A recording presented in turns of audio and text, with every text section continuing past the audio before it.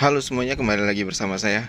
Oke, kali ini saya akan jelaskan lagi sedikit, karena masih banyak yang nggak percaya bahwasanya mesin itu bisa diisi oleh pisang ataupun oli transmisi.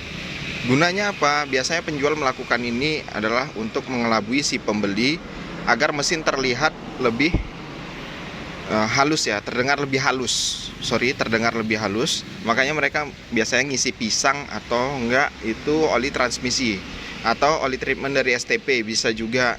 Terus satu lagi olinya dipenuhin bisa juga. Jadi cara menandainya adalah kalian cabut stick olinya seperti ini. Kalian cek di ujungnya ini olinya ya. Kalau dia masih mau jatuh sendiri seperti ini, masih nampak encernya, berarti itu adalah oli normal.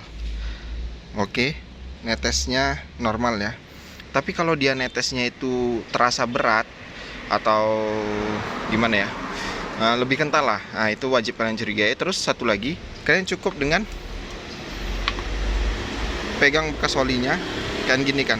Kalau oli biasa itu dia encer ya, cenderung pasti lebih encer. Tapi kalau oli transmisi itu kalian pegang gini, dia pasti lebih lengket dan kalian cium itu aromanya pasti beda sama aroma oli mesin pada umumnya. Apalagi pisang itu biasanya lebih sulit lagi ya untuk nandainya, karena udah berbaur sama bau pembakaran di mesin.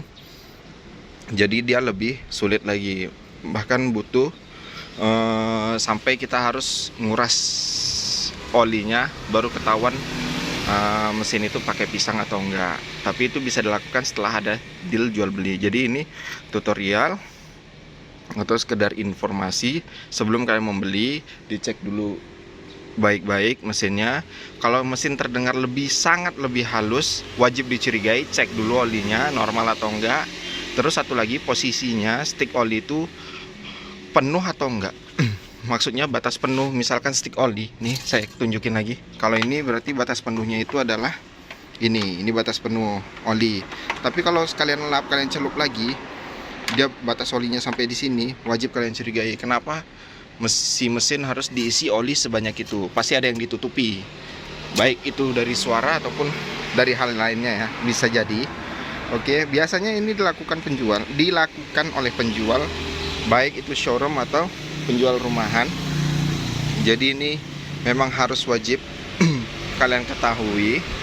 Dan satu lagi, biasanya ketika kita mau beli mobil, yang wajib dicurigai lagi adalah kita datang mesin dalam keadaan menyala. Nah, ini jadi satu pertanyaan sih. Seharusnya karena kita pembeli, harusnya kita yang menghidupkan mesin. Jadi kita datang itu mesin dalam kondisi mati. Itu alangkah baiknya ya, secara etika ataupun secara apa, karena kita pembeli kan.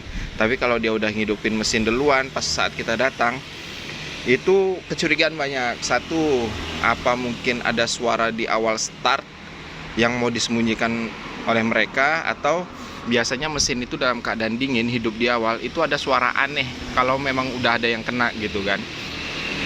Tapi mereka sengaja hidupkan biar kita nggak dengar suara start awal itu, dan kondisi mesin pasti udah panas ketika kita datang, jadi suara itu bisa hilang gitu kan. Ada memang beberapa ciri-ciri suara mesin itu bunyinya pas saat dia keadaan dingin, tapi keadaan panas dia hilang. Mungkin mereka mau menyembunyikan itu. Jadi saya kasih sedikit informasi lagi tentang bagaimana cara pengecekan oli yang digunakan oleh si penjual mobil second itu ya. Sekali lagi, ini tutorial untuk membeli mobil second. Jadi kalau tutorial untuk membeli mobil baru, silakan cek TikToknya Toyota, Daihatsu, Mitsubishi yang resminya. Mungkin mereka punya tutorial cara ngecek mobil baru ya. Kalau aku ngasihnya tutorial cara ngecek mobil second. Oke, sekian. Terima kasih.